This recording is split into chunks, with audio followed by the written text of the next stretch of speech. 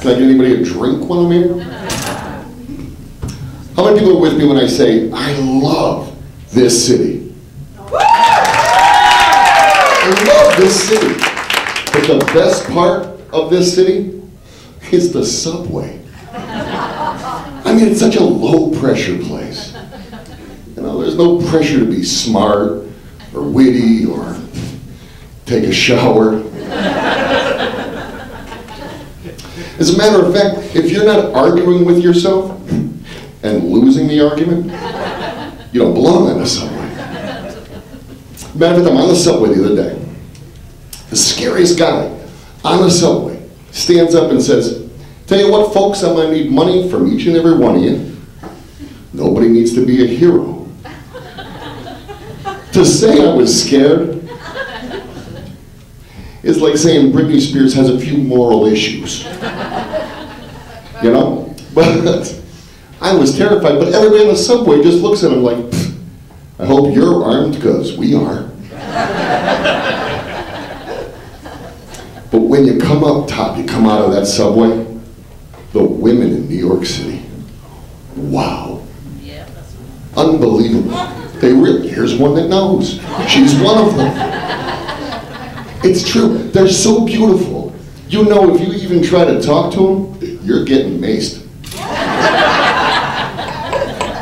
But I'll have you know that I am developing a tolerance for mace.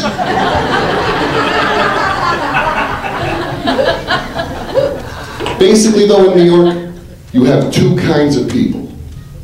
You have gorgeous people and stark, raving, crazy, talking to themselves people. So I got thinking, maybe I'm one of the pretty people here. Until I realized there was somebody chasing me with a straitjacket and a stun gun. But I'll tell you what, New York City is great, but there's one thing in New York that makes New York like every place else on the planet. And that's McDonald's. Why has the McDonald's experience have to be the same everywhere on the planet? You've got a line out the door and around the corner. You've got a girl on her cell phone at the register. She's mad because you're interrupting her call. Well, I said, my baby daddy, I said, you ain't gonna, excuse me, I am on the phone here. And you got another kid over by the fries, just chewing on his paper hat.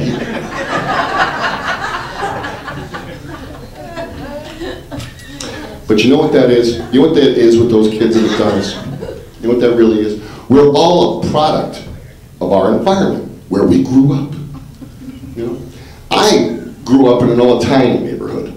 I know you couldn't tell by looking at me. Shocked. The look of shock in his eyes. But I did. I grew up in an all Italian neighborhood. And it affects every decision you make, everything you do. It really does. It's like I was saying to my kids, Vinny, Ice Pick, and Johnny Two Thumbs. I said, in an Italian neighborhood, you learned respect early. Didn't matter what you were doing when your name was called. Didn't matter. You could have been slapping somebody that owed you money, shaking down a store owner, because you know, a first grader's got to eat too.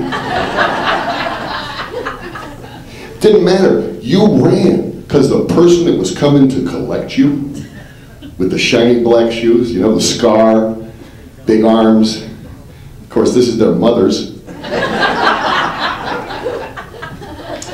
But it was different. You know, nowadays it's like, discipline was so much different then. Nowadays it's like, well, Johnny has issues. We're getting Johnny some medication. No. Back then, your mother could slap the bark off your family tree.